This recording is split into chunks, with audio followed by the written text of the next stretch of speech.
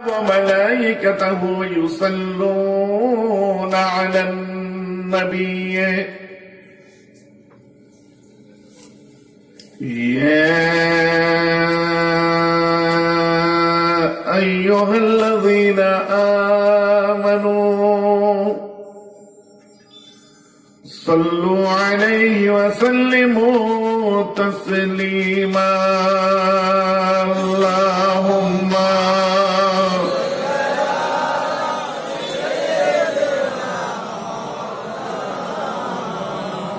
وعلى آله محبة الشتي اللهم صل على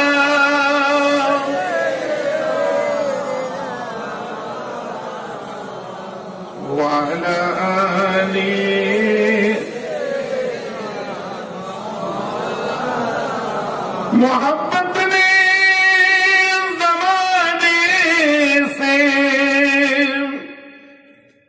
मोहब्बत ने ज़माने से जुदा अपनी करी ना है तेरे नूर से या मुस्तफा ओ नूर सीना है मदीना अपनी जन्नत है हमें जन्नत से क्या मतलब वहीं पर हमको जीना है मदीने में हमको मरना है अल्लाहुम्मा सल्ली अला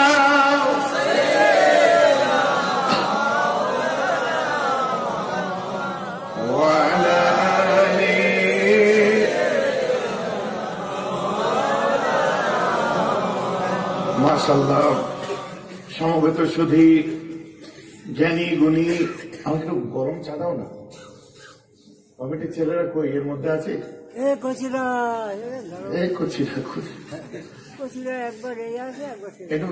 তুমি দৌড়ো নি একবার হাত ভেঙেছে আবার ভাঙবে তুমি ওই লিখার চা পাতিলে বোঝাবে না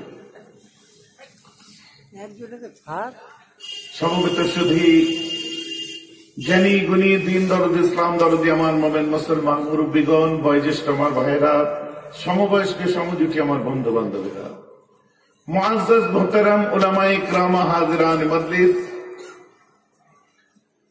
পর্দার অন্তরালে অবস্থিত পর্দানিশীন ধার্মিক আমার মা এবং বোনেরা আপনাদের সকলকে বিশেষ করে আজকে কমিটির সাহেবান যাদের অক্লান্ত পরিশ্রমের ফলেই মিলাদুন নবীর জলসা ও ইসালে সওয়াবের মজলিস আপনাদের সকলকে স্নেহের কচিকাচা বাচ্চা সকলকে সুন্দর সবাই অন্তরস্থল থেকে জানাই আন্তরিক শুভেচ্ছা মোবারকবাদ আমার সালাম চিন্তা করছিলাম কি বিষয় নিয়ে আলোচনা করব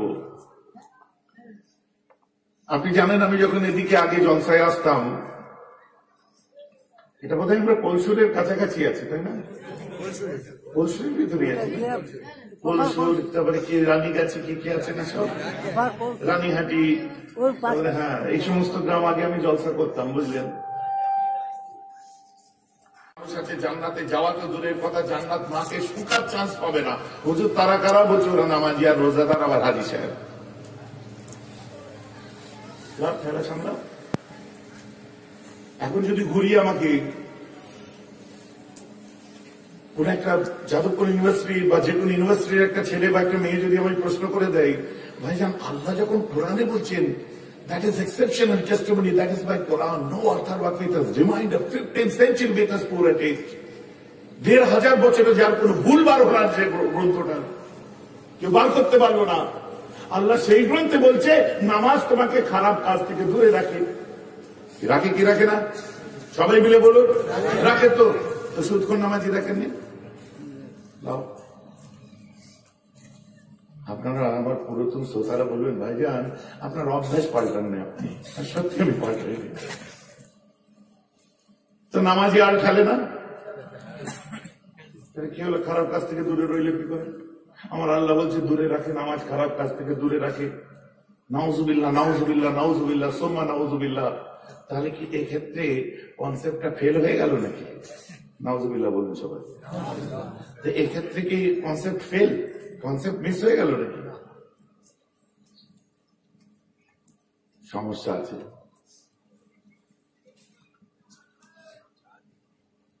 تتخذ الفيء دوالا والأمانة مغراما والزكاة مغراما وتعلم لغير الدين وعطى الرجل امرأته وأبكى أمه وأدنى صديقه وأقصى آباه وزهرت الأصوات في المساجد وصاد القبيلة فاسقهم أو كما قال عليه الصلاة والسلام।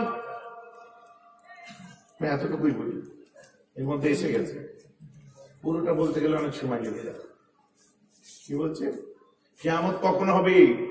কখন হুজুর? যখন আমানতের সম্পত্তিগুলো বাবার সম্পত্তি বলে ভোগ করবে। হুজুর আমানতের সম্পত্তি?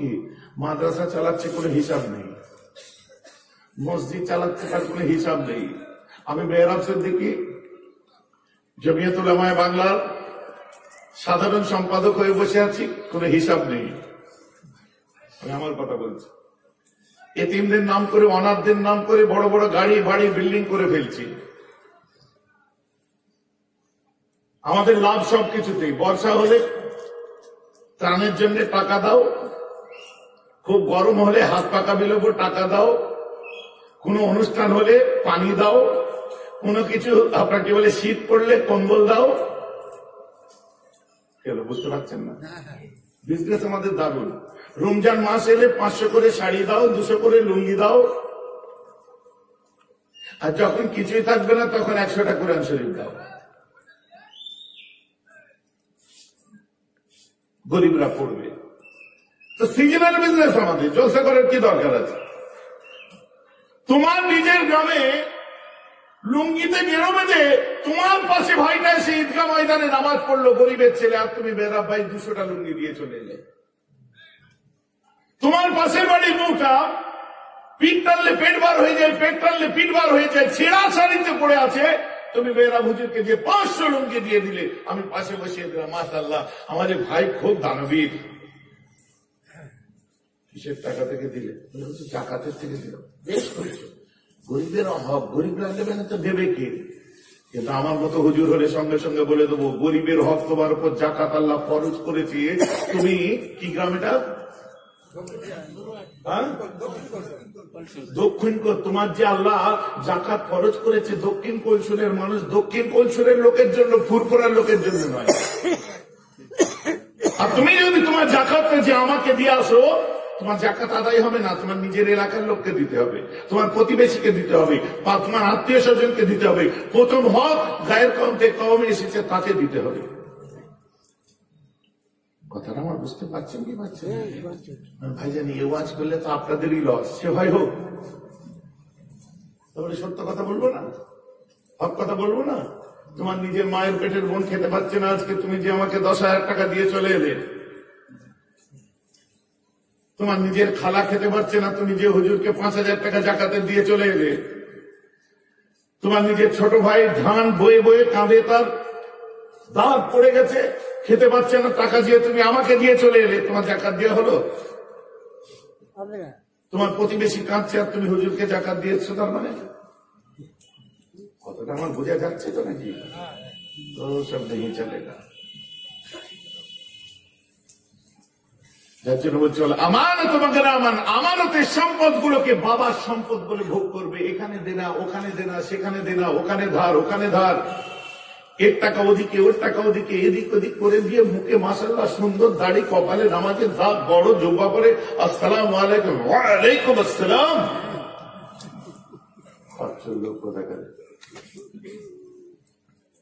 আল্লাহ রাসূল বলছে আবুদুল্লাহ ফিন্নার, ওই মানুষটাকে দেখছি জান্নাতীদের মতো দেখতে, তো খুব পাক্কা জাহান্নামী। আমি বলছিলাম, আর ওই মানুষটাকে দেখছিস, ওকে দেখলে মনে হয় না কোন রকমের 5 ওয়াক্ত নামাজ পড়ে, ওর চেহারার মধ্যে হুজুর হুজুর ভাব নেই, ওর চেহারার মধ্যে বেহরা বেহরা ভাব নেই, ওর চেহারার মধ্যে সাধুগিরি নেই। হুজুর পারবে জান্নাতে যেতে? আবুদুল্লাহ ফিল জান্নাত, আমি বলে দিচ্ছি, শোন, ওই মানুষটা জান্নাতের অধিকারী হবে। বলুন না সুবহানাল্লাহ। দুটোর মধ্যে ডিফারেন্স কোথায়? যে ডিফারেন্ট এটা, ও দাড়ি রেখেছে মেহরাব, কিন্তু দাড়ি ভাঙিয়ে খেয়েছে। ও টুপি পরেছে, কিন্তু টুপি ভাঙিয়ে খেয়েছে। ও কাঁধে রুমাল দিয়েছে, রুমাল ভাঙিয়ে খেয়েছে। ও দাদা হুজুরের আওলাদ হয়েছে, ও পীর সাহেবের ছেলে হয়েছে, ও হুজুর হয়েছে, ও খলিফার ছেলে হয়েছে। ওটাকে ভাঙিয়ে খেয়েছে, নিজের বিজনেস চালিয়েছে। কি বলবেন? এইসব কথা বললে আপনার উপর রেগে যায় না? গেল গেল।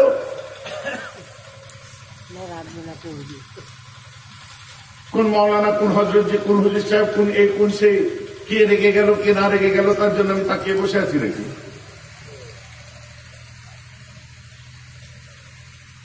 কথা বলার যদি কান না থাকে, মজলিসে বসার অধিকার নেই। আজ আমি সুন্দর পোশাক পরে, সাদা ড্রেস পরে বসে আছি না, আমি কতটা সাদা, কতটা পরিষ্কার সেটা আমার থেকে বেশি কেউ জানে না।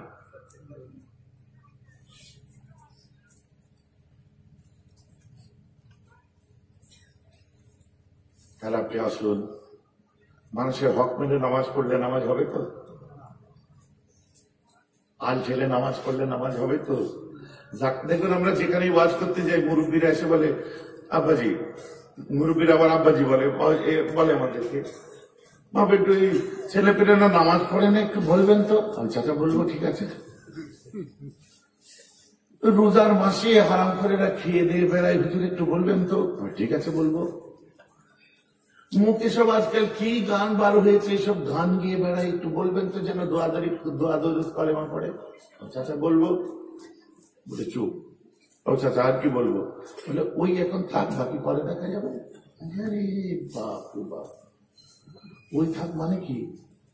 তিনটে না ইবাদতের কথা বললো, ইসলামের তিনটে স্তম্ভ, নামাজ, রোজা, কালেমা, তাই তো? কালেমা পড়তে পয়সা লাগে?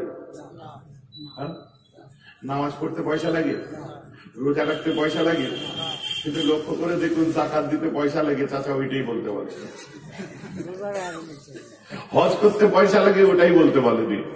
তো ফ্রি ইবাদত ধুমধাম আমরা চালাচ্ছি, কোন ইনভেস্টমেন্ট নেই, কোন খরচা নেই, নিজেও পড়ছি, মুখ খরচা করে বলে দিচ্ছি নামাজ পড়বি। আর ঘুরিয়ে যদি বলি, চাচা এবছরে আপনার যাকাত ক টাকা হয়েছে একটু বলুন তো, আবার যা দেওয়া হয় একটু হিসাব করে দেখলে বেশি হয়ে যায়। আন্দাজে যখন বেশি বলছে তো কমও তো হতে পারে না, যা শোনা আছে ওই হিসাব করলে বেশি হয়। চাচা তুমি সে 25,000 টাকা ভরির হিসাব লাগাচ্ছ, এখন 52,000 চলছে। ব্যাপারটা আমার বুঝতে পারছেন? আর তোমাকে বেশি দিই বা কেউ উদ্ধার করতে বলেছে, অর্জনেরটা দাও না, মহা মুশকিল ব্যাপার। তো খরচার ইবাদত টপ করে কেউ বলে না। এই মজলিসে যারা বসে আছি, আমি বলেন আপনি বলেন, 100 জনের মধ্যে 90 জন জানেই না যে তাদের ক টাকা জাকাত হয়, আর 10 জন জানে যারা দেয়। বিকজ he was নামাজি, because he was musalli, because he had to take all the customs of religion, because all the disciple follower of Prophet Muhammad sallallahu alaihi wasallam, দাদা আব্দুর রহমান, বাপ আব্দুল সালাম, তার ছেলে গোস্ত খায়, মুসলমানি হয়েছে, তাই মুসলমান নামাজ পড়ছে। আল্লাহু আকবার। আমার আল্লাহ বলছে নামাজ খারাপ কাজ থেকে দূরে রাখি, আমার নবী বলছে ওই ধরনের নামাজি জান্নাতি যেতে পারবে না। খাতারনাক ওয়াজ, বুঝলেন? ঠান্ডার সময় বেশি গরম করা ওয়াজ করবো না, ভেতরে ভেতরে বোঝা যাচ্ছে, আসলে একটুখানি ভেতরে ঢোকা যায়। আমার আল্লাহ কোরআন পাকের মধ্যে বলছেন, বিসমিল্লাহির রহমানির রহিম, ইয়া আইয়ুহাল্লাযীনা আমানুত্তাকুল্লাহা ওয়া কুনু মা'আস সাদিকিন। কেন বলতে গেলেন? কিসের জন্য? যে ঈমানদারেরা, এই ঈমানওয়ালারা, কুনু মা'আস সাদিকিন, তোমরা সাদিকিনদের সোহবতে চলে যাও, ওদের সাথী হও। তোমরা সাদেকিনদের সাথী হও, সালেহিনদের সাথী হও, আবেদিনদের সাথী হও, শাকিরিনদের সাথী হও, সাবিরিনদের সাথী হও, কারণ ওদের সাথী হলে অনেক উপকার পাবে। কি ধরনের উপকার পাওয়া যাবে? বিশাল বড় দিক। আপনি নামাজ পড়ছেন, রোজা রাখছেন, আল্লাহ রাসূলের লাইফকে নিয়ে রিসার্চ করতেন যে মাইকেল এইখানে এক সময় লিখছে যে আমি হযরত মুহাম্মদ সাল্লাল্লাহু আলাইহি ওয়াসাল্লামের লাইফটা দেখলাম, দেখে অবাক হয়ে গেলাম। বলে কেন? বলছে আমি হযরত মুহাম্মদ সাল্লাল্লাহু আলাইহি ওয়াসাল্লামকে দেখলাম,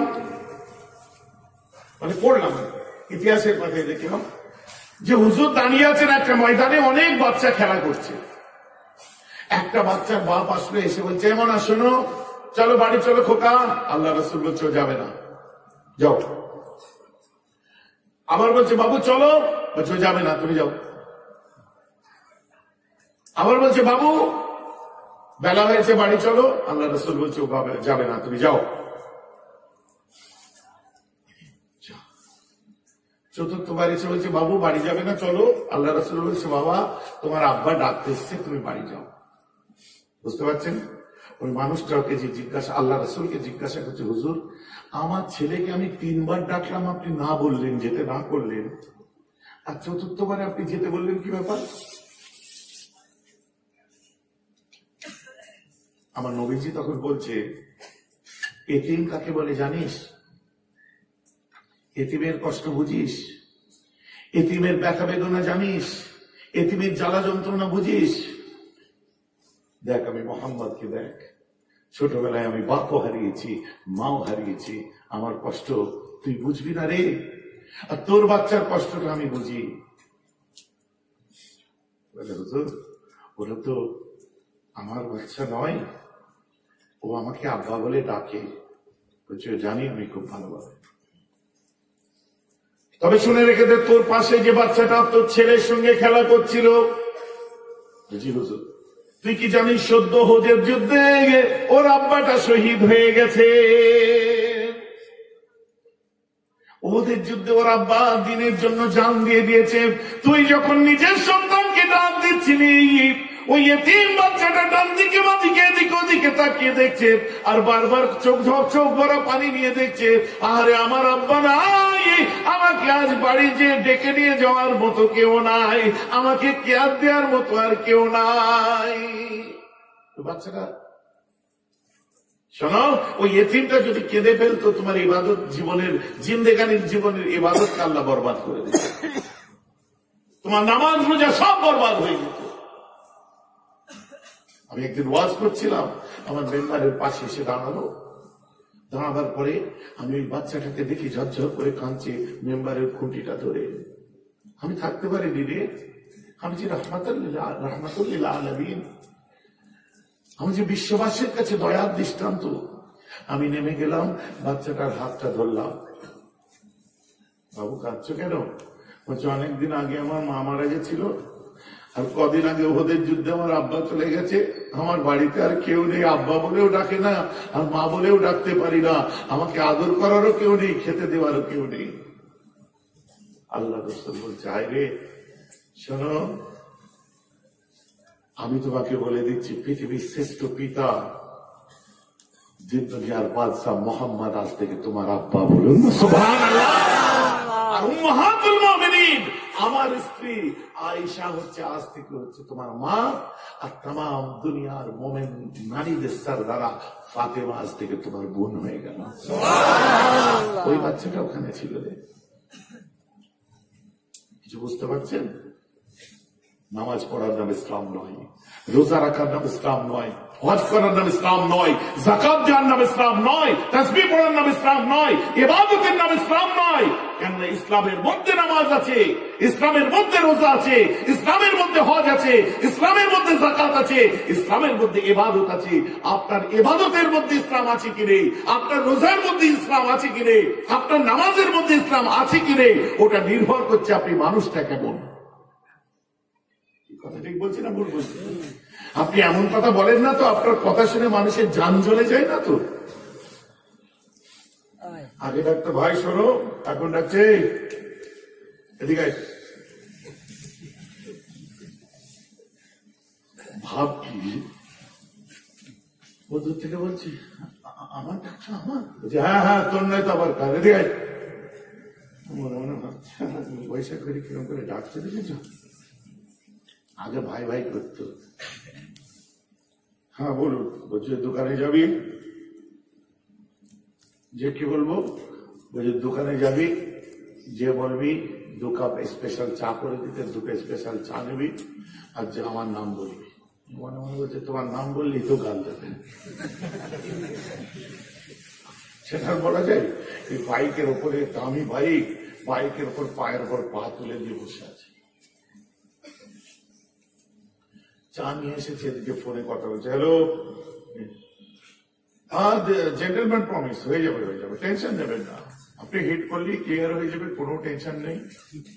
হ্যাঁ, ভদ্রলোকের কথা, না না না না, ওটার আর কোনো দরকার নেই, ওটার প্রয়োজন নেই। স্যার চা, হ্যাঁ হ্যাঁ, what is what, no problem. তো বলেছি না, ফোনে কথা বললে কথা বলবি নি, কার ফোন জানিস? বলে কি? ব্যাংক থেকে ফোন এসেছিল, কোটি কোটি টাকার ব্যাপার, তুই জানিস? কোটি কোটি টাকার ব্যাপার, তুই কি বুঝবি? দে চা দে। ও কিচ্ছু ব্যাংকের কোটি কোটি টাকার ব্যাপার নেই, ওখানে ফোকটে আওয়াজ মারে। ও ফোন করেছিল কে জানে? বাইকের ফাইন্যান্স আর 3টে কিস্তি মিস হয়ে গেছে, গাড়ি চড় করে বাইক কেড়ে নেবো। কথা বুঝলেন? ওটা নেই। আপনি রাগ করবেন না, আপনার তো বাইক ঠিক আছে, আমার গাড়িও ঠিক আছে, আমাদের তো দোষ নেই, যারা করে তাদের বলছি। দেখবেন আমার কেউ পার্সোনাল যাবেন না, আমার কথা বাসা দিলে হবে না। আমরা তো ঠিকঠাকই টাকা মিটাই, তাই তো নাকি? অত বড় মৃত্যু দেখেন। আচ্ছা, হাসির কথা বললেন, হাসলে হবে না, এই কথার মধ্যে অনেক গুরুত্ব আছে। হযরত উসমান গনি জিল্লুরাইন রাদিয়াল্লাহু তাআলা আনহু, ওনার থেকে ধনী কেউ আছে? মিস্টার মাইকেল, আপনার mister Rachel Harvard university research scholar. আমি পড়ছিলাম ডিউরিং টু লকডাউন পিরিয়ড, আবার সব ঝালাই করছিলাম। তিনি বলছে ইসলামের নবী হযরত মুহাম্মদের একটা শিষ্য ছিল, তার বিজনেস টার্নওভার ট্র্যাডিশনটা এমন ছিল, আজকের পৃথিবীতে যদিও তার বিজনেসটা রয়ে যেত, সারা পৃথিবীর 4/3 অংশীদার সেই হযরত মুহাম্মদের শিষ্য হতো, আর ওর নাম হচ্ছে উসমান। বলুন না সুবহানাল্লাহ। কোথায় আম্বানি দেখাচ্ছ, আডানি দেখাচ্ছ, কোথায় কি বলে বিজয় মালিয়া দেখাচ্ছ, আর কোথায় আপনার কি বলে সব বড় বড় ধনী লোক দেখাচ্ছ।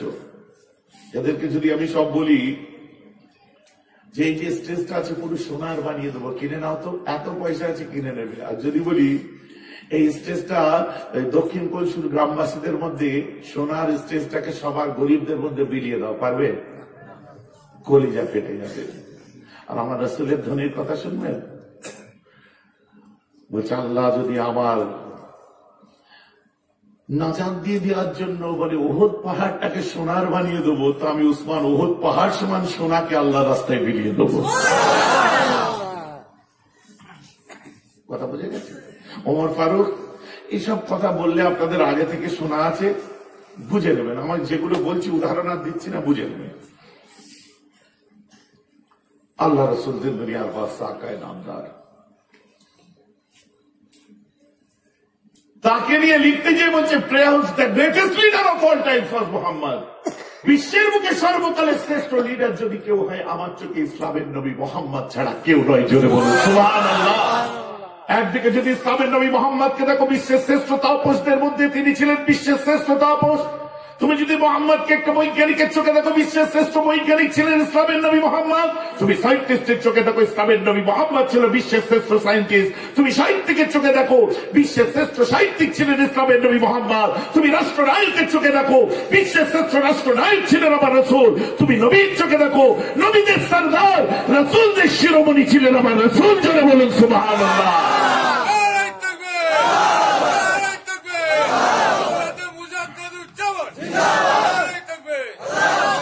আরে এইসব কি সব লিডার দেখছি, আমাদের এইসব পছন্দ হয় না। Mister Davenport the Apology for মুহাম্মাদের মধ্যে লিখছেন, we must recognize that the spread of Islam not owned by victory of sword but is spread by the magic of his personality and wonderful eloquence. ইসলামের নবী মুহাম্মাদের বদনাম করে তোমরা সত্যের অপলাপ করো না। আমি খ্রিস্টান হয়েও মানতে বাধ্য। এতদিন মুসলমানরা বলতো, আজ আমরা বলছি ইসলামের নবী মোহাম্মদ তলোয়ারি সন্ত্রাস দ্বারা ইসলাম প্রচার করেনি, মোহাম্মদের বুকের বাড়িতে ইসলাম প্রচার হয়েছে, আর মোহাম্মদের আদর্শ তো বিশ্ব জয় করে দিয়েছে। কে বলছে? গয়লা তো নিজের দৈশক বলে না, গয়লা না, বিশ্বের পয়লা যারা, তারা বলছে। কি দেখেছিল? নবীজি আমার রাস্তা দিয়ে হেঁটে যাচ্ছেন, হেঁটে যেতে যেতে হঠাৎ কাঁধে ছিলেন নাজরান, ছিল নাজরান দেশের একটা চাদর। বিরক্ত লাগছে নাকি? খুব গুরুত্বপূর্ণ জায়গা, একটু বুঝতে হবে। নাজরান দেশের একটা চাদর, চাদর এদিকে ঝুলছে ওদিকে ঝুলছে। আনাস, হযরত আনাস রাদিয়াল্লাহু আনহু পেছন থেকে ফলো করছে। আমার রাসূল ফিরে বলছে, আনাস তুমি আমার পিছনে কি করছো? হুজুর চতুর্দিকে আপনার শত্রু, একটু আপনি গার্ড করে নিয়ে যান। লিভ মি অ্যালোন আনাস, একা থাকতে দাও, কিচ্ছু হবে না। জি হুজুর। দূর থেকে আমার নবীকে ফলো রাখলো, আর বাস্তবে ঘটলো আনাসের যেটা ভয় ছিল সেটাই। পিছন দিক থেকে একটা গরিব বুড়াপা সান্ডা মুসলমান শক্তিশালী মানুষ আমার রসুলকে পেছন থেকে অ্যাটাক করে দেয়, আর রসুলের কাঁধে থাকা রুমালটাকে ধরে পেঁচাতে আরম্ভ করে, চাদরটা পেঁচায়, জাবাদাতান শাদীদাতান, এত জোরে পেঁচায় গায়ের শক্তি দিয়ে নবীজির চোখটা বাইরে এসে যায়, আহারে মুখটা লাল হয়ে যায়। এরপর একটা টান মারে, আল্লাহ রসুল আরবের মরুপ্রান্তে পড়ে যায়। আরবের মরুভূমিতে ঝড় তুলে দিয়েছে। পাগলের ন্যায় দৌড়াতে আরম্ভ করলেন আনাস। দৌড়ে দৌড়ে যখন আল্লাহ রসুলের কাছাকাছি এসেছে, কোমর থেকে তলোয়ারটা বার করে ওই মানুষটার ধর থেকে গর্দানটা আলাদা করে দেবে, দয়ার নবী আমার পিছন ফিরে দুটো ইশারা করলেন, স্টপ আনাস, রুক যাও। তারপরে, আনাস তুমি ওকে জানে মেরে দিও না, আনাস ওকে তুমি মাফ করে দাও। আপনারা বলেছেন সুবহানাল্লাহ, ওকে জানে মেরে দিও না, ওকে মাফ করে দাও। এই অবস্থা থেকে ওই গরিব মানুষটা আল্লাহ রাসূলকে বলছে, ইয়া মুহাম্মদ সাল্লাল্লাহু আলাইহি ওয়াসাল্লাম, ইয়া মুহাম্মদ মুরলি মিন মালিল্লাহিল্লাযী ইনদাকা। এই মুহাম্মদ আমি বড় গরিব, গোরাবা, আমার বাড়িতে চুলো জ্বলে না, আমার মা ক্ষুধার তিনি, আমার বৃদ্ধা মা আছে, আমার কচি কচি বাচ্চা আছে, বউ আছে, সংসার চালাতে পারি না, আমার বাড়িতে চাল ডাল আলু কোনো কিছুই নেই। বোঝাবার জন্য বললাম, এক কথায় আমার বাড়িতে কোনো খাদ্য সামগ্রী নেই। তোমার কাছে আল্লাহর বাইতুল মাল আছে, ওই বাইতুল মাল থেকে যত সামান্য খাদ্য দ্রব্য তুমি আমাকে ভিক্ষা দাও, দান করো। কি চাইলো বলুন? রাইট, ভিক্ষা চাইলো, দান করো। যাদেরকে ভোট দিয়ে জিতিয়েছেন, যাদেরকে এমএলএ করেছেন, এমপি করেছেন, নেতা করেছেন, লিডার করেছেন, কারণ একটা সুন্দর কথা আপনি শুনে রেখে দিন। আজ আপনি সিপিএম হতে পারেন, কিন্তু প্রথম জন্মেছেন আমার রসুলের ঘরে। আজ আপনি টিএমসি হতে পারেন, জন্ম নিয়েছেন কিন্তু রসুলের ঘরে। আজ হতে পারেন আপনি কংগ্রেস, জন্ম কিন্তু রসুলের ঘরে নিয়ে। কি কথা ঠিক না? অতএব আমি বলতেই পারি, আমার জন্য তো আর সিপিএম নয়, আমার জন্য তো আর কংগ্রেস নয়, আমার জন্য তো আর টিএমসি নয়, আমি তো সুশাসনের পক্ষে, আমি তো সুশাসনের পক্ষে। অতএব আমার কথা কার বিরুদ্ধে গেল, কার পক্ষে গেল, সেটা ফ্যাক্টর করে না, কিন্তু বাস্তব কথা রসুলের লাইফ, জীবন আদর্শকে বরাবর আমি ওয়াজ করেছি, তুলে ধরেছি। তাতে কে হিট খেলো আর কি কমে গেল আমার দেখারও দরকার নেই। কথা বুঝতে পারছেন না? কারণ নেতাদের দৌড় কত দূর আমার জানা আছে। আর বেশি কিছু বলতে গেলে এখানে ইদানিং ডায়লগ উঠেছে, বিজেপি এসে যাবে ভোট ভাগ হয়ে গেলে। বিজেপি এসে যাবে ভোট ভাগ হয়ে গেল। তোমার ভোট ভাগ হবে তো বিজেপি আসবে কি কেউ, আমার কি আছে? না তো এমএলএদের বললে অসুবিধা আছে, বিজেপি এসে যাবে। এমপিদের বললে অসুবিধা আছে, বিজেপি এসে যাবে। শুনুন কওমে মুসলিম, এটা কোন জুজুর ভয় আমাদেরকে দেখাবেন না। কওমে মুসলিম যখন ময়দানে নেমে দাঁড়ায়, বিজেপি চেনে না, টিএমসি সিপিএম ছেড়ে না, ইমাম হোসেনের গোলাম আমরা। ময়দানে যখন নবী কারবালার জমিনে ইমাম হোসেন শিক্ষা দিয়ে গেছে বিশ্ব মুসলিম মানবতার জন্য, ময়দানে জঙ্গে গর্দান কেটে উড়িয়ে দেবে, কারো কাছে মাথা নত করবে না।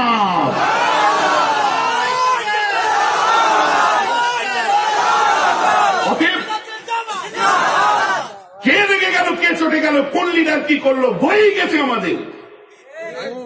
কিছু বললি খালি গদ্দারি করছে ওরা, আমরা গদ্দার নয়। আমরা যদি গদ্দার হতাম, যে কটা উইকেট পড়েছে তার মধ্যে আমাদের কটা পড়েছে হিসাব দাও। এরা লাঠি খেয়েছে, মার খেয়েছে, ঝান্ডা ধরেছে, এরা খালে বিলে লুকিয়েছে 98 সাল থেকে এদের পিছনে রয়ে গেছে। আমাদের উইকেট কিন্তু একটাও পড়েনি। যে কটা যাদের বিশ্বাস করেছে, 35টা করে পদ দিয়েছ, 2টা করে মন্ত্রিত্ব দিয়েছ, বিধায়ক করেছে, এমএলএ করেছ, মন্ত্রী করেছ, মুসলমানদের ভোটগুলো তাদেরকে পাইয়েছ, আর আমাদের ভোট নিয়ে সব চলে গেছে সেখানে। আর বলতে গেলে বিজেপি এসে যাবে। শুনুন, আমি নেতাদের বলি, লিডারদের বলি, আমরা ঠিকই আছি, আমাদেরকে নিয়ে চিন্তা করতে হবে না। বরং উইকেট পড়াটা বন্ধ করতে গেলে কিভাবে ব্যাট করতে হবে সেটা ঠিক করে করুন। আজকে একসাথে 13টা উইকেট পড়েছে বোধহয়। আমাদের দোষ, আমাদের দোষ। এখন আপনি বলছেন কেন? টিএমসি লিডাররা তোমরাও শুনে রেখে দাও, আমি মেহরাব সিদ্দিকী জমিয়তুল উলামায়ে বাংলা মুজাদ্দিদে জামানের 1921 সালের সংগঠনের সৈনিক। সারা বাংলায় রাজ্য রাজনীতিতে মেহরাবের কোন অংশগ্রহণ নেই, আর কোন পার্টির চাটুকারিতা করি না। ক্যামেরায় চোখ রেখে, মাইক্রোফোনে মুখ রেখে আমি বলি, কোন নেতা লিডার মন্ত্রীর কাছে পয়সা খেয়ে বসে নেই যে কারো পক্ষে বলতে হবে, কারো বিরুদ্ধে বলতে হবে। যেটা বলবো ন্যায়টা ন্যায়, অন্যায়টা অন্যায়। তাতে আমার গার্ডাল চলে গেল, গার্ডাল দিতে রাজি আছি, তোমাদের হাতে হাত মিলাতে আমি রাজি নেই।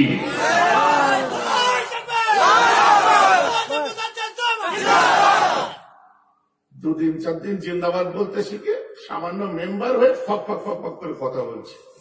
তুমি মেম্বার তো দূরের কথা, কত এমপি তৈরি করলাম আর উড়ালাম, তা ঠিক নেই। কথা কি আমার খারাপ লাগছে না? কারণ আমি কোনদিন রাজনীতির ময়দানে আমায় দেখতেও পাবেন না। আর আমি নিউট্রাল ছিলাম, নিউট্রাল জায়গায় থাকবো। তবে হ্যাঁ, পিছিয়ে পড়া মানুষদের দুর্দশা জ্বালা যন্ত্রণা নিয়ে, পিছিয়ে পড়া মানুষের দুঃখ কষ্ট নিয়ে, দলিত আদিবাসী থেকে আরম্ভ করে তাদের দুঃখ যন্ত্রণা নিয়ে যেই বলে, সে তোমার ভাই বলুক আর আমার ভাই বলুক, পিছিয়ে পড়া মানুষের চোখের পানি মোছাবার জন্য যারা এগোয়, আমি মেহরাব তাদের সমর্থন করি। কথা বুঝতে পারছেন না? যখন বলি সবুজ সাথী দিল খুব ভালো হয়েছে, আমার মেয়েও সাইকেল পেয়েছে, বাচ্চাগুলো সাইকেল করে স্কুলে যাচ্ছে, ভালো জিনিস। ওই বললেন না তো রাজনীতি করছে। যখন বললাম কন্যাশ্রী দিয়েছে, ভালো জিনিস, ভালো প্রকল্প, ওই বললেন না তো আপনার মেয়েরা বুঝে রাজনীতি করছে। যখন বললাম 2 টাকা কেজি চাল দিয়েছে, তখন কই বললেন না তো মেয়েরা বুঝে রাজনীতি করছে। ও তখন সুনাম করছি, তাই তাই না? আর এখন যদি বলি আমফানের মাল ঝেড়ে খেয়েছে, তখনই হয়ে যাবে রাজনীতি করা। বাহ, শোনো, ও তুমি তার কাদের খেয়ে কোথা থেকে গ্যাস খেয়েছো জানি না, কিন্তু ন্যায়টা ন্যায়, অন্যায়টা অন্যায় বলবো। অধিকারের কথা বলতেই পারি, কারণ এটা গণতান্ত্রিক অধিকার। মুসলিমরা যদি এমন বলে বিজেপি এসে যাবে, ওটা আগে ভাবা দরকার ছিল। মীর গোস্বামীর সময় ভাবা দরকার ছিল, সৌমিত্র খাঁ চলে গেল তখন ভাবা দরকার ছিল, মুকুল রায় চলে গেল ভাবা দরকার ছিল, শুভ্রাংশু চলে গেল ভাবা দরকার ছিল, শুভেন্দু চলে গেল ভাবা দরকার ছিল, শোভনদেব চলে গেল ভাবা দরকার ছিল, শিলভদ্র চলে গেল ভাবা দরকার ছিল, অর্জুন সিং চলে গেল ভাবা দরকার ছিল। ওরা সব দলটা টুকরো টুকরো করে চলে গেল, তখন ভয় লাগলো না বিজেপি এসে যাবে। মুসলমান তার ন্যায্য পাওনার জন্য বলতে গেলে বিজেপি এসে যাবে। তবে শোনো, আমার ভাই যারা তোমাদের পার্টি করেছে, একটাও গাদ্দারি করেনি। আমার ভাইগুলো মার খেয়েছে, লাঠি খেয়েছে, আমার ভাইগুলোর প্রমোশন নয় ডিমোশন হয়েছে। এমনও নেতা আছে এমএলএ থেকে পঞ্চায়েত সমিতিতে এসে গেছে, ওদিকে যখন ওরা মন্ত্রী হচ্ছে, আমার ভাই বিধায়ক থেকে তখন আলিপুর সেন্ট্রাল জেলে গেছে। ভাঙড়ের জমিনে যে খোঁজটা নিয়ে দেখুন। আর বল, কিন্তু তাও সে তো গাদ্দারি করে না। দিদি যা বলেছে তাই শুনেছে। আমার এই এলাকার যত লিডার দেখুন, মুসলিম লিডার গুলোকে দেখুন, পার্টিকে এত ভালোবাসে, কোনোদিন ভালো পদ পেল না, সে মাটির রাস্তায় জিন্দাবাদ জিন্দাবাদ জিন্দাবাদ জিন্দাবাদ জিন্দাবাদ জিন্দাবাদ, কোনোদিন পদের লোভ করে না। এখন বুঝতে পারবে যে না এরা কি, এদের অনেক আগেই গুরুত্ব দেওয়া দরকার ছিল, আমাদের দেরি হয়ে গেছে। আমরা খালি মাথায় হাত বুলিয়েছিলাম, আজ মনে পড়বে। কথাটা আমার ঠিক বলছি না? বলতে অতএব না, আপনাদেরকেও বলি যে আপনারা প্লেয়ার হন, ফুটবল হয়ে লাভ নেই। নিজেরা ফুটবল হন, আপনার খেলোয়াড় হন, ফুটবল হয়ে কোনো লাভ নেই। আপনাদের প্রয়োজন আছে সেটা বুঝিয়ে দিন। ভাইজান কিভাবে বুঝাবো? আপনাদের নিজেদের সংগঠিত শক্তি, নিজেদের চিন্তাধারা, নিজেদের বিকাশ, নিজেদের মাথার মধ্যে আল্লাহ যে হিকমত দিয়েছে সেই হিকমত, কথাটা আমার বুঝতে পারছেন না? আমি তো টিএমসির বিরুদ্ধে নয়, আমি তো সিপিএম এর বিরুদ্ধে নয়, কখনোই নয়। আজকে মাদ্রাসা সার্ভিস কমিশন দেখতে পাচ্ছেন, কত ছেলে চাকরি পেয়েছে তার ঠিক নেই। এই মাদ্রাসা সার্ভিস কমিশন বিগত গভর্নমেন্টের সময় আমরা জমিয়ত উলামায়ে বাংলা থেকে লড়াই করেছিলাম। পীর আল্লামা সাইফুদ্দিন সিদ্দিকী সাহেব হুজুর কেবলা পর্যন্ত শহীদ মিনারে মিটিং এ ছিল, আপনারাও গেছিলেন, মনে নেই আপনাদের? এই যে দেখতে পাচ্ছেন যে সিনিয়র মাদ্রাসায় যে সিলেবাসটা পড়ানো হচ্ছে, এই মাদ্রাসা সিলেবাস, হাই মাদ্রাসা সিলেবাস আমরা ঠিক করে দিয়েছি। আনএডেড মাদ্রাসা আমাদের দাবি। তখন কোথায় ছিল সব? এই দলের নেতারা বাইরে বেরোতে ভয় পেত, তখন কলকাতা লক করে দিয়েছিলাম। মনে পড়ছে তো নাকি? তো আমরা সেদিনও ন্যায় অন্যায় দাবি দাবার কথা বলেছি, আজও বলছি। তো সেদিন যেমন আমরা রাজনৈতিক ছিলাম না, আজও আমি রাজনৈতিক নই। আর যদি তাই হতো, অনেক আগে অনেক কিছু করে বেরিয়ে যেতাম। আজও 18 বছরের কলেজ গাড়িটাই চড়ি, আজও 18 বছর। আর যেটা চড়ি নিজে তিল তিল করে জমিয়ে তারপর চড়ি। আর যদি জমিয়ে না পারি তো কোনো মুড়িদের বলি, ভাই দুদিন তোর গাড়িটা দিয়ে বিয়ে বাড়ি যাবো। কথাটা আমার বুঝতে পারছেন? দাদুজান কি দোয়া চাইতেন, বড় চাইজান কি দোয়া চাইতেন, আব্বা কি দোয়া চাইতেন? আল্লাহ আমাদের ইজ্জত আবরুকে তুমি হেফাজত করো, আল্লাহ আমাদের ইজ্জতকে বরকরার রেখে দাও, এই দোয়া চাইতেন না? ছোটবেলায় দাদুজানের কাছে আমার সবাইকে দাদুজান ভালোবাসতেন, কিন্তু আপনারা দেখেছেন দাদুজানের কাছে একটু সময়টা আমার বেশি যেত। আমার হাত খরচা দাদুজানের পকেট থেকে পকেট মেরে দিতাম। মেজর জুকেবলার পকেট মারছিলাম ছেলে খেলা ব্যাপার না।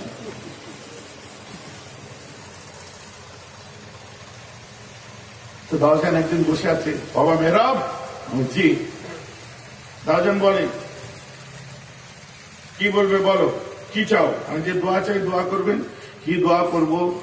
টাকার দোয়া করব না ইজ্জতের দোয়া করব? আমি দাদুজান ইজ্জতের দোয়া করে। ঠিক এইরকম ইজ্জত চাইলে টাকা পাবে না, আর টাকা চাইলে ইজ্জত পাবে না। কি বল? দাদুজান বললাম, দাদুজান ইজ্জতের জন্যই দোয়া করেন।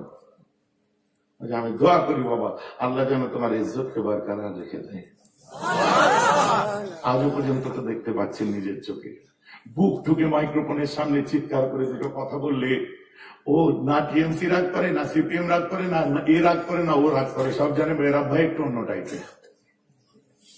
আমি সুশাসনের পক্ষে, কারণ আমি কারোর কাছে বিকা হওয়া হুজুর নয়, আমি কারোর কাছে নিজের মাথা নত করা ছেলে নয়, মাটি চিবিয়ে পড়ে থাকবে তার কারোর কাছে মাথা নিচু করা ছেলে আমি নয়, বান্দা নয় আমি।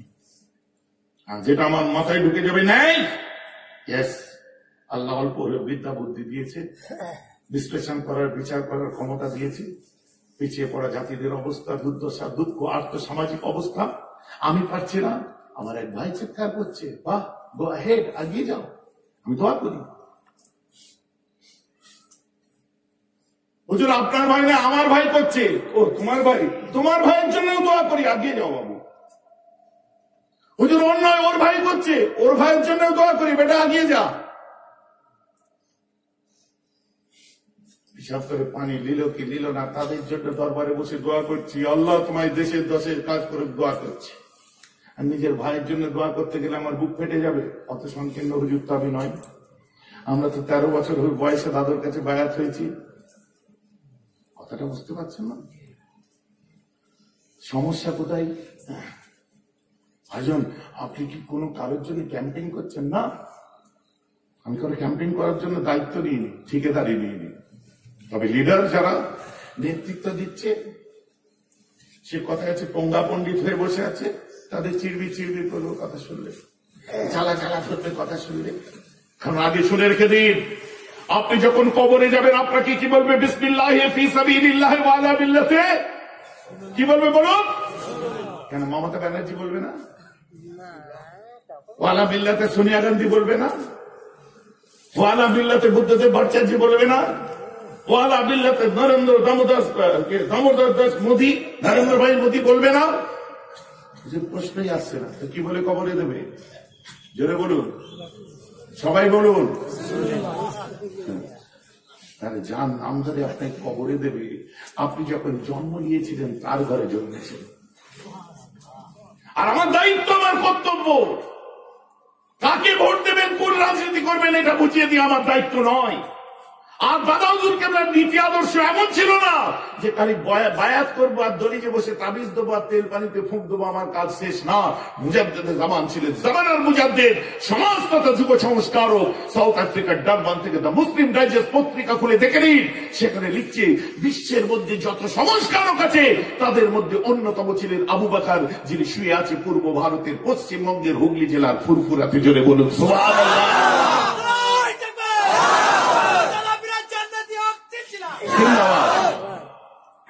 বুঝতে পারছেন? অতএব আমি তার সৈনিক, সেই ময়দানের ছেলে আমি। তো পীর আবু বকর সিদ্দিকের লাইফের দুটো দিক ছিল, তাহফুজে বীরের খেদমতে খালকিল্লাহ। তো দুটো দিক, তাহফুজে দ্বীনের কাজও করি, খেদমতে খালকিল্লাহ মানুষের সেবা, খালকের সেবা, ওটাও আমরা করি।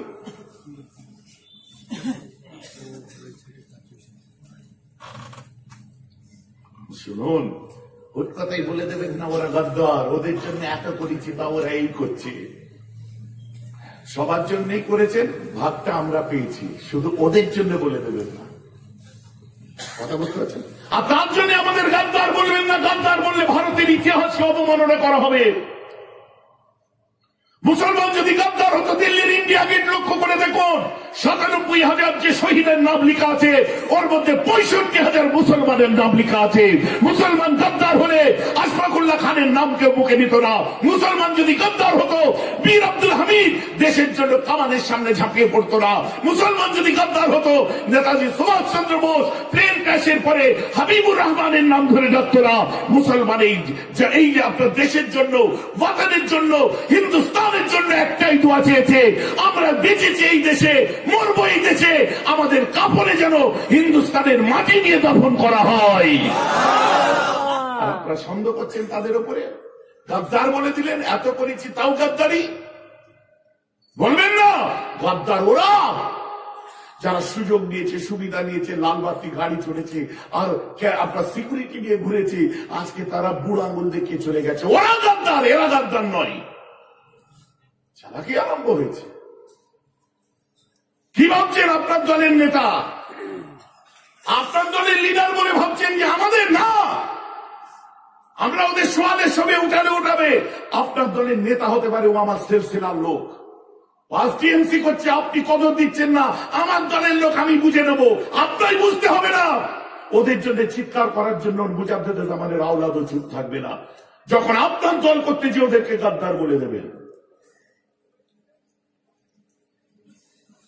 মানুষকে ব্যবহার করে ইউসেন থ্রো করে ফেলে দেবেন। গুরুত্ব বুঝুন। অনেক আগে থেকে মুসলিম লিডার গুলোকে গুরুত্ব দেওয়া দরকার ছিল, কারণ এরা হচ্ছে আপনাদের টেবিলের পায়া। আজকে গুরুত্ব দেননি বলে এরা অন্য পথে চিনতে বাধ্য হয়েছে। আজকে এদেরকে আপনারা জায়গা দেননি বলে আজকে অন্যদিকে এরা দৌড়দৌড়ি করছে। যতই আপনি আমার মতো মেয়েরাব সিদ্দিকি, অমর সিদ্দিকি, তমর সিদ্দিকিকে ময়দানে নামিয়ে দেন, আর ফিলিংয়ে কিছু লিডার আছে, যতই তাদের জন্য চিৎকার করো, আর তাদের জন্য পাড়ায় পাড়ায়, দোকানে দোকানে যতই প্রচার করো, বাস্তবকে তোমার ওই প্রচার দিয়ে চেপে দিতে পারবে না।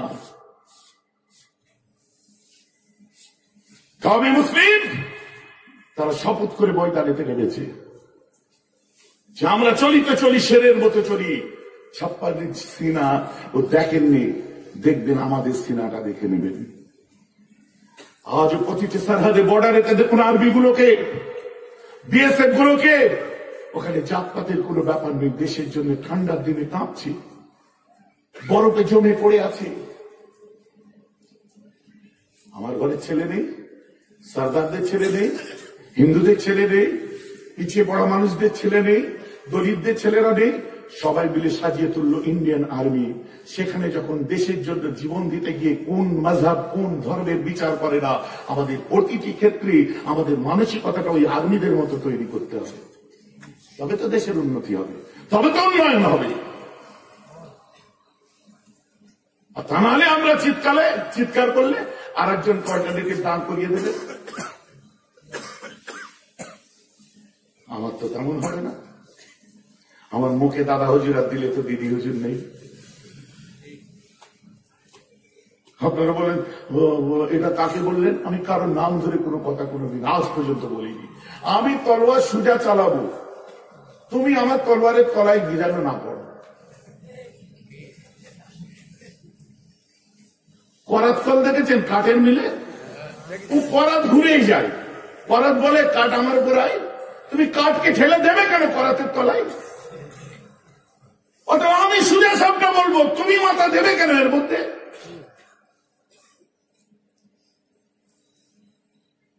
আমি তো কারো বিরুদ্ধে না কারো পক্ষে নয়, সত্য কথা বলবো না।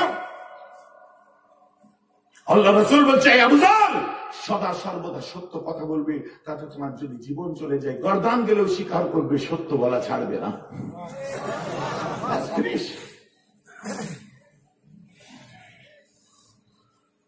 বিরক্ত লাগছে নাকি আপনাদের? খারাপ লাগছে নাকি আপনাদের? কারণ ইদানিং করে দেখতে পাচ্ছি কিছু আস্ফলন, কিছু হুঙ্কার। আমরা যখন জন্মেছিলাম আমাদের কানে যখন আজান দেয়, তখন আজানে কোনো মুখ্যমন্ত্রীর নাম বলেনি, আজানে কোনো প্রধানমন্ত্রীর নাম বলেনি।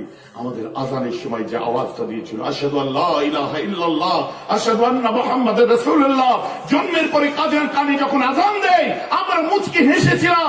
ওই দিনেই মনে ঠিক করে নিয়েছি আমরা আমাদের ঈমানকে নিয়ে আমার রাসূলের ইসলামেতে ভোট দিয়ে নবীর কদমের তলায় জায়গা করেছি, আল্লাহ রাসূলের দামান ধরেছি। আমরা দিদির আঁচল ধরতে চাই না, আমরা দাদা ধুতি ধরতে চাই না, যে দামান ধরেছি জান্নাতে মুহাম্মাদের দামান ধরে যেতে চাই। অস্বীকার করতে পারেন কেউ? আমরা অন্য কারো আঁচল ধরে জান্নাতে যাব, দামানে মুস্তাফা ধরে যাব। আজ আপনার রক্ত গরম আছে, কাল তো ঠান্ডা হবে, কাল তো রক্ত ঠান্ডা হবে। তখন হুজুর একটু দোয়া করবেন। পাশে চলে যান বারাসাত হসপিটালে, এই আঙুল লেড়ে লেড়ে বক্তব্য দিয়েছিল, এই ফৌলাদি হাতের যারা গরম দেখিয়েছিল, যারা বন্দুক ধরেছিল, আজকে বলছে আমাকে একটু খেলতে দে।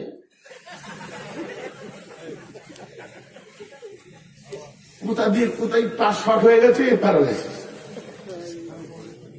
কথা বুঝতে পারছি? তুমি বুঝতে পারছো না, মাথা লাগছো।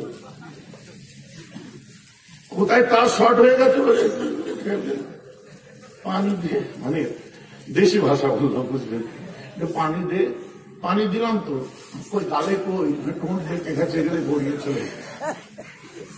আল্লাহ তোমাকে আমাকে, আমার যে ভালোবাসে, যে ভালোবাসেও না, যে আমার কথা সমর্থন করে, যে করে না, যে আমার পক্ষে, যে আমার বিরুদ্ধে, কোনো ব্যাপার নয়। আল্লাহ আমার সমস্ত ভাইদেরকে তুমি হেফাজত করো, সকলে বলুন আমিন।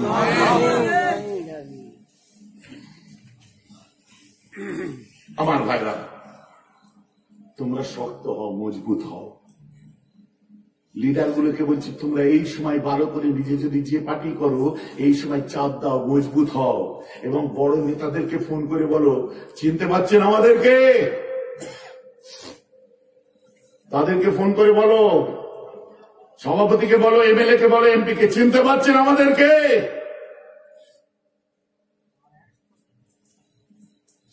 না না, তাদের দলের লোক তো কেন অ্যারেস্ট করছে?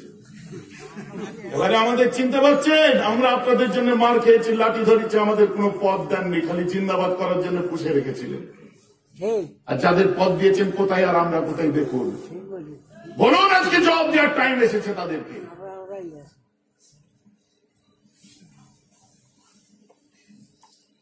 আল্লাহ রাসূল দেন দুনিয়ার বাদশাহ কায়নামদার হযরত আনাসকে যখন বললেন, আনাস তুমি ওকে মাফ করে দাও, এই দৃশ্য দেখার পর কি বললো, এই মোহাম্মদ আমাকে কিছু দান করো। আমাকে যদি গলায় গামছা দিয়ে চাদরের ফাঁস দিয়ে ওই রাস্তার উপরে ফেলে দিয়ে বলে, বের ভাই 25,000 30,000 নিচ্ছ, 1,500 খরচা, জায়েজ না জায়েজ ফতোয়া দিচ্ছি না। হুজুর নেওয়া কি ভুল? আমি ভুলটিকে ফতোয়া দিচ্ছি না। দিলে যদি আমায় দেওয়া বন্ধ করতে হয়, কথা বুঝতে পারছি? আমার কথা কিন্তু খুব ভেতর থেকে বুঝবে। আমি আজকে খেতে পাইনি বলে আমায় যদি গলায় গামছার ফাঁস মেরে দেয়, ফাঁস দিয়ে টান মেরে ওই রাস্তার উপরে ফেলে দেয়, ফেলে দিয়ে বলে, মেরা ভাই তুমি অনেক টাকা ইনকাম করেছো, রোজগার করছো, ডেলি জলসা করছো, এই করছে সেই করছে, আমাকে কিছু একটু দান করো। যত সামান্য খাদ্য দ্রব্য দাম, আমি গরিব গোরাবা মানুষ, আমার সেই রানীঘাট কি বলে, রানীহাটতে বাড়ি, পাথরঘাটায় বাড়ি, চাকরায় বাড়ি, সুবর্ণপুরে বাড়ি, এদিকে সব কি কি জায়গা আছে, এত দূর থেকে এসছি, কিছু দাও। আমি কি বলবো? চাওয়ার আর কায়দা খুঁজে পান বলে,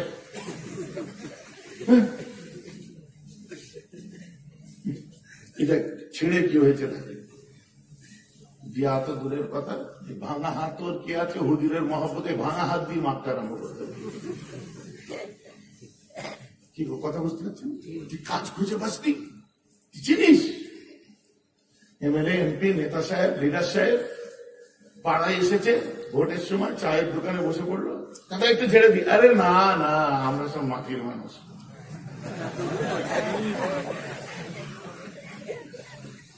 আমি নিজের চোখে দেখেছি, যখন ওই অন্যান্য প্রোগ্রামগুলো করার জন্য বিভিন্ন ইতাজ বেঙ্গল বলেন বা আইটিসি রয়্যাল বেঙ্গল বলেন, বিভিন্ন হোটেলে যখন যাই, প্রোগ্রাম মিটিং থাকে বা কোনো প্রোগ্রাম থাকলো, এমন সমস্যা, ওই হোটেলের ভেতরে যখন গাড়ি পার্কিং করে, ওই পার্কিং লটের মধ্যে চা খাওয়ার মতো ব্যবস্থা থাকে না। সাহেব তো একদম ফারাক করে গেট খুলে দিল, নামলো, টাটা টাটা করে উঠে চলে গেল, দুজন স্যালুট দিয়ে দিল, চলে। ড্রাইভার মনে মনে করছে, এই যে যাচ্ছে আমার খাওয়া হবে কি হবে না, যত সব খাচ্ছে লোক। ওই 1 কাপ চা কিনে খাবে, ওই 5 স্টারের মধ্যে 1 কাপ চা খেতে গেলে 250 টাকা খরচা। ওই হিসাব করে আমার বাপের, আমার মায়ের, আমার বইয়ের, আমার ছেলের, আমার বিয়ের 5 দিনের চা খরচা। নাই খাই, খাবো না।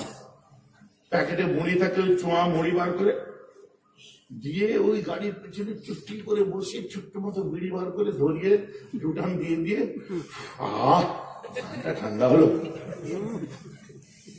আল্লাহ রসুল আম্মা জান আয়েশা বলছে, আমার জান আমার রসুল আমার প্যারা হাবিব যখন আমার বাড়িতে আসতেন, এসে আমার দিকে তাকিয়ে একটা হাসতেন, হাসার পরে আমার হাবিব যখন খেতে বসতেন, উযু করার পরে, উযু করে খেতেন, উযু করার পরে যখন খেতে বসতেন, তখন এদিক ওদিক তাকিয়ে বলতেন, আমার খাদেম গুলো কই, আমার মানে আমার চাকর গুলো কোথায়? আল্লাহ রসুল ওই সময় ওই সময় নিজের খাদেম কাজের লোকগুলোকে সাথে করে বসিয়ে নিয়ে একসঙ্গে খানা খেতেন। বলুন সুবহানাল্লাহ। তাও আমার রসুলের জোড়া পৃথিবীতে একটা নেই। আর এরা যখন ডিনার টেবিলে বাপের কালে কাঁটা চামচে খায়নি, জানেন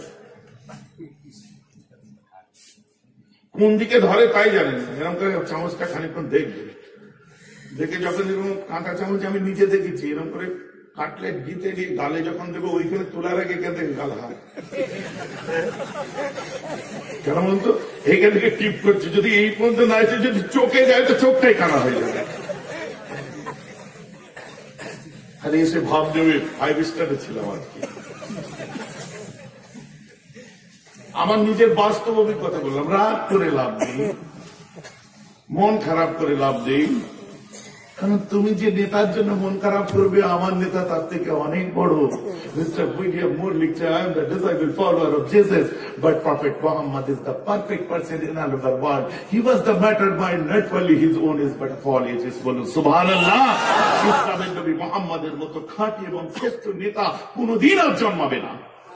কে বলছে? একজন খ্রিস্টান মানুষ বলছে, একজন খ্রিস্টান মানুষ বলছে। কথাটা বুঝতে পারছেন? আমার মতো শান্তিতে আছে কি? নিরপেক্ষ জায়গা থেকে যখন যাকে খুশি দম মারি। কথা বুঝতে পারছেন? নিরপেক্ষ জায়গায় দাঁড়িয়ে আছি, যখন যার খুশি খারাপটা খারাপ বলি, ভালোটা ভালো বলি, আমার জায়গায় নেই কোনো।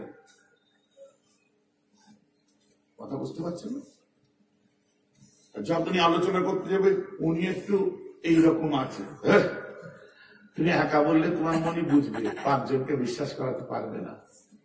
কারণ এত অঞ্চলের মানুষ আমাকে আজ থেকে দেখছে না। নতুন নতুন অনেক হুজুর মহে পড়ে আসতে পারে, অনেক মৌলানা, অনেক হযরতজি আসতে পারে, কিন্তু একটা সময় এমন গেছে আমার, প্রতিদিন বোধহয় এই এলাকার রাস্তার সঙ্গে আমার গাড়ির চাকার দাগ মিলে থাকতো। কথা ঠিক না ভুল বলছি? হ্যাঁ, গলি গলি গলি গলি রাস্তা পর্যন্ত আমার জানা ছিল। এই রাস্তাটা খুব সুন্দর হচ্ছে, তাই না? সুন্দর হচ্ছে তো? হ্যাঁ হচ্ছে। কারা করছে? কারা করছে? সুন্দরকে সুন্দর বললাম তো, তুই বলবেন না রাজনীতি করছে? আর আগের রাস্তাটাই 1 হাঁটু গর্ত, বাপ বাপ, আর বললি রাজনীতি করছে? কি সর্বনাশী লোক তুমি!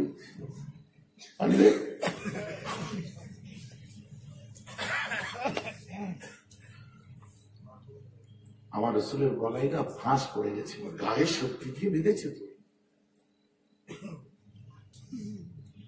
দুনিয়ার নেতা লিডার যদি হতো, আজ থেকে পিটানি দিত। একটা মানুষ যদি দৌড়ে এসে কলারটা ধরে বলতো, তুমি ভোট নিয়েছ, আর তোমার দেখা সাক্ষাৎ দিয়ে আমার ঘরে খাবার চড়ে না, হাঁড়ি বাসন চড়ে না, আমাকে কিছু দাও। কলার ধরেছে লিডারের, এমএলএ এরকম দেখছে। পাশ থেকে ছোট ছোট ছোট ভাই যারা আছে, আমার দাদা তুই কলার ধরিস, এইরকম তার কলারটা ধরে ঘুষি মারবে কি, মারছো কেন তুমি?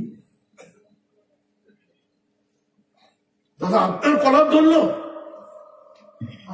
গরিব মানুষ, আমার কলার ধরলে আমার জাত গেল, ওর যে সংসার চলে না, তোমরা খেয়াল রাখো না, আমরা আসতে পারি না, ঠিক আছে, তোমরা তো এলাকার লোক, বাপরে ঘাড়ে চড়িয়ে দিলে সেই তোমার। এ শোনো, এই টাকাটা ওকে, এই আমার টাকাটা কই রে, 2000 টাকা লাগবে তো, শুনিয়ে দিল কারো কাছে আছে দেখ।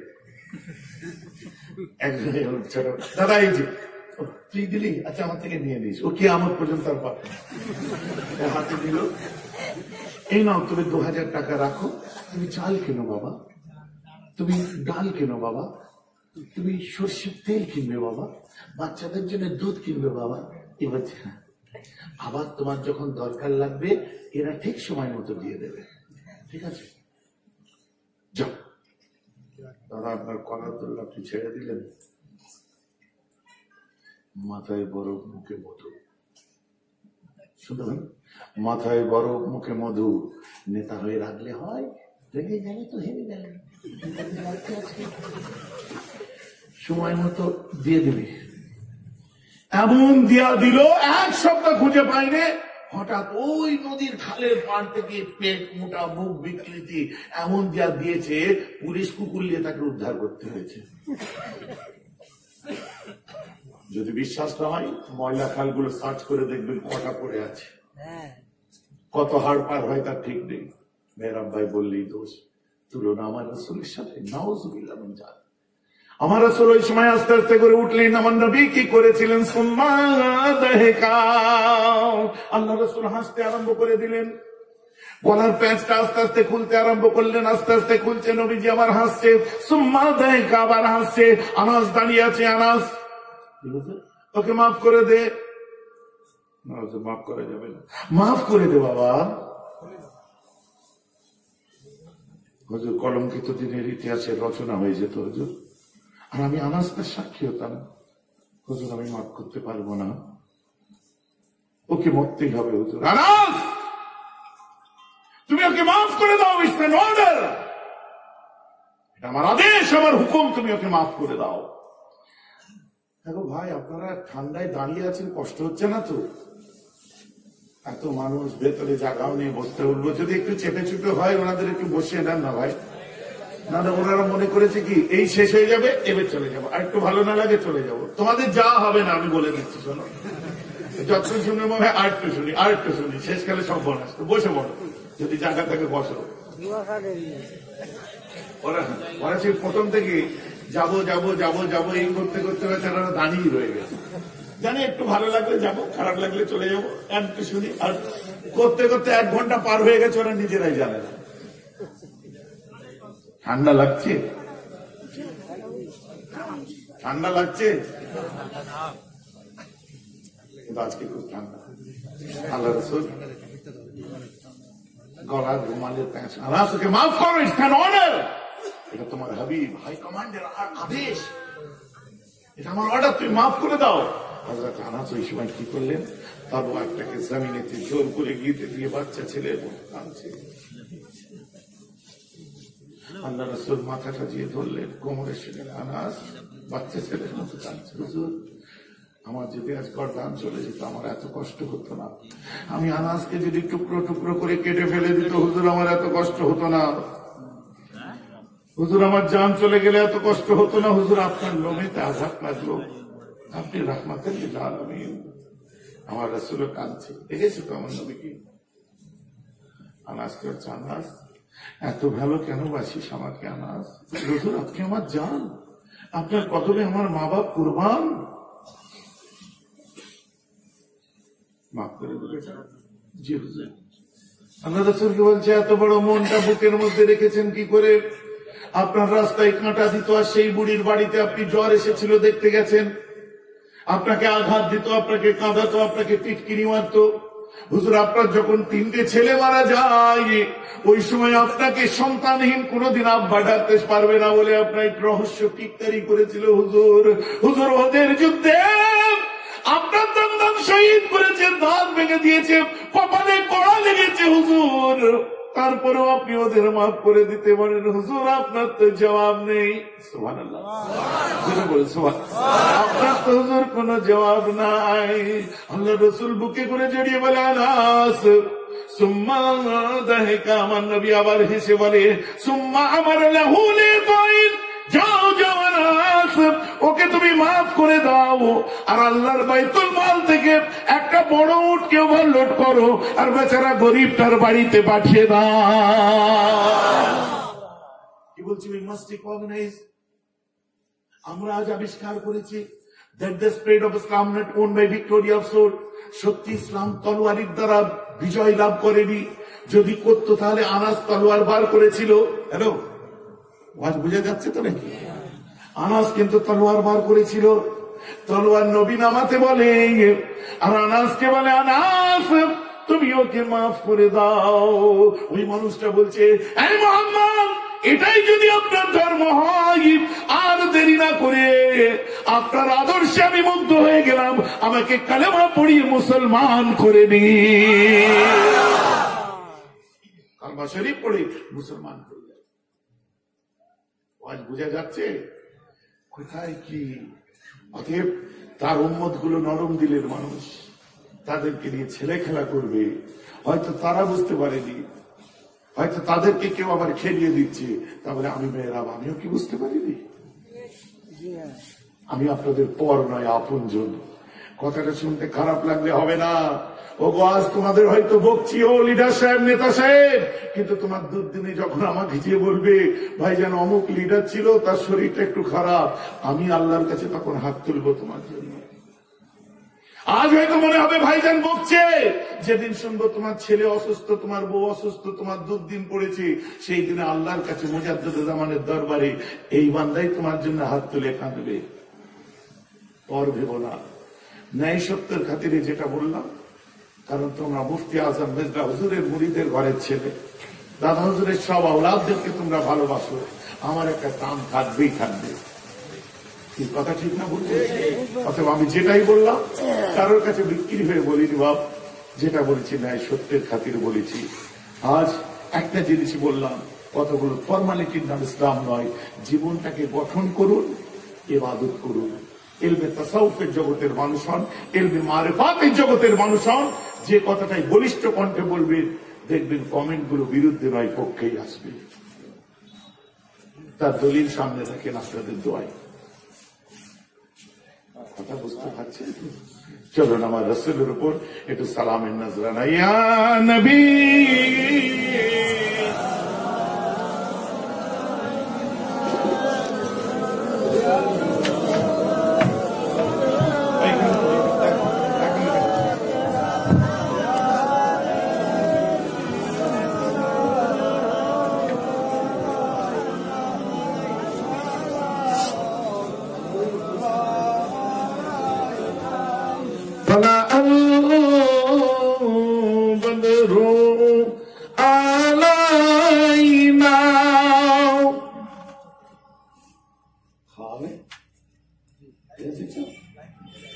তাবারুকের ব্যবস্থা আছে, খাওয়া দাওয়া করে যাবেন সব, ঠিক আছে?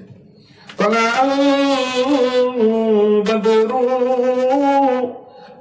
আলাইনা মিন সানিয়াতিল ওয়াদাই ওয়াজাবা শুকরু আলাইনা ওয়া মাদা লিল্লাহ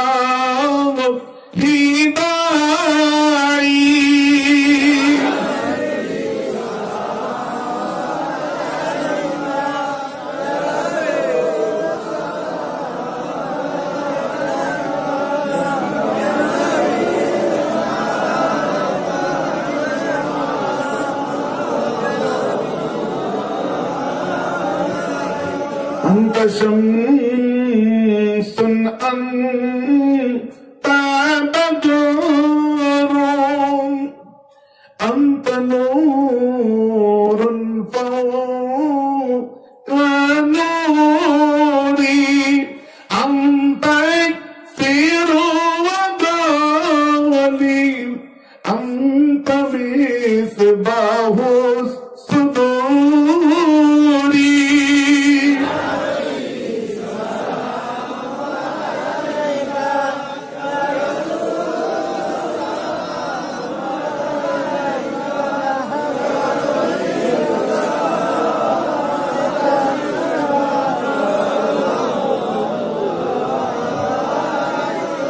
या नबी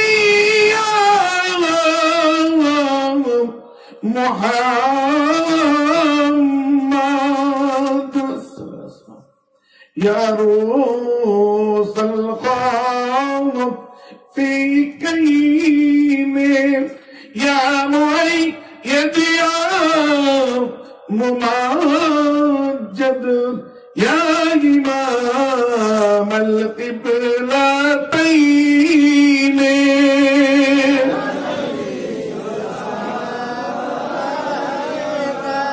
या रसूल या हबीब